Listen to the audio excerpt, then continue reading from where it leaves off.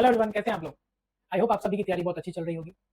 इस तैयारी के दौरान जो आखिरी फेज़ में हम लोग पहुँच गए हैं, यहाँ पे एक बहुत इम्पोर्टेंट जो एस्पेक्ट बचता है इस प्रिपरेशन का, वो ये है कि ये 7-8 दिन कैसे हम लोग अपने आप को बहुत ही काम और कंपोज़ मैनर में अपने आप को कैरी करें। बहुत सारे बच्चों के मन में ये सवाल और मुझे भी बहुत सारे बच्चों का मैसेज आया इसी चीज़ को लेकर जिस कारण से मैं ये वीडियो बना रहा हूँ, कि एक कॉमन परेशानी जो अभी आखिरी समय में बच्चों को सामना करना पड़ती है, वो ये है कि जब उनको लगता है, कि वो इतने समय से जो पढ़ रहे हैं, वो भूल रहे हैं। ये आपके बैक ऑफ द माइंड चीज़ें चलती हैं कि यार सब भूल रहे हैं, ऐसा लग रहा है कि सब भूल गए हैं, कुछ याद ही नहीं है अभी हमको। तो देखिए ये एक साइकोलॉजिकल इफ़ेक्ट है उन लोगों के ऊपर जो लोग काफ़ी ज़्यादा सीरियसली और काफ़ी ज़्यादा रिगरसली तैयारी किए हैं और बहुत लंबे समय से वो एक कंसिस्टेंट मैनर में प्रिपरेशन कर रहे हैं। ये सारे लोगों को ये क्वेश्चन ज़रूर हॉन्ट करता होगा कि क्या वो सब कुछ भूल रहे हैं? क्या वो आज से 1 महीने पहले जो चीज़ पढ़े थे वो भूल रहे हैं? मेरी बातों को आप ध्यान से समझें, ऐसा कुछ भी नहीं होता है। आपको ये लगेगा क्योंकि आप दिमाग में क्वेश्चन फॉर्म कर रहे हो और आप रोक नहीं पा रहे हो दिमाग को ये क्वेश्चन फॉर्म करने से और आपको लगता है कि शायद हम जवाब नहीं दे पा रहे हैं, तो हम भूल रहे हैं। नहीं। जब ये एग्जामिनेशन के फॉर्म में आपको एक क्वेश्चन आंसर के फॉर्मेट में दिया जाएगा, आप आराम से उसको सही टिक करके आओगे, आप भूले नहीं हो।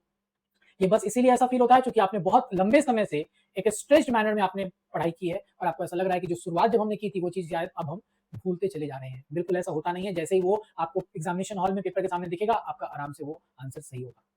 तो सबसे पहले इन चीज़ों को ऐसे थॉट्स को जो है वो आप क्या करेंगे डिले करेंगे या आप कहेंगे रिटार्ड करने की कोशिश करेंगे।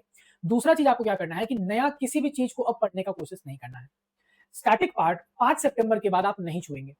जिन लोगों को भी लग रहा है कि हाँ, हिस्ट्री जो है हमारा थोड़ा-सा रह गया, साइंस रह गया, ज्योग्राफी रह गया, अब वो समय नहीं है। आपने जितने हद तक भी तैयारी की है स्टैटिक पार्ट की, उतना अब आपको बस अपने पास कंटेंट रखना है, इससे ज़्यादा करने की ज़रूरत नहीं है। और इसके अलावा अभी जो आखिरी हफ्ते आप प्रिपरेशन पे जो फोकस अपना रखिए, वो आप करंट अफेयर्स ओरिएंटेड कर दीजिए। बिल्कुल रट्टा मारने वाली चीज़ों के ऊपर थोड़ा ज़्यादा ध्यान देंगे, स्टैटिक पार्ट के ऊपर कम ध्यान देंगे, नई चीज़ें तो बिल्कुल भी शुरू नहीं करनी। जो आपने प्रिपेयर किया आपके लिए बेस्ट है, अब आपके पास इतना समय नहीं है कि आप कुछ भी और नया कर पाओ। ठीक है? और लास्ट चीज़ कि ये आखिरी समय में कभी भी कोई किसी दूसरे के प्रिपरेशन के लेवल को देखकर, किसी दूसरे की तैयारी को देखकर आपको अपने अंदर जो सेल्फ डाउट है या अपना कॉन्फिडेंस लेवल जो है कम नहीं करने देना है। जो आपकी तैयारी आपने की है वो आपके लिए बेस्ट थी, आप इससे बेहतर नहीं कर सकते थे, यही मानकर आपको एग्जामिनेशन हॉल में भी जाना है। So whatever you have done till date is best for you and you could not have done anything better than this.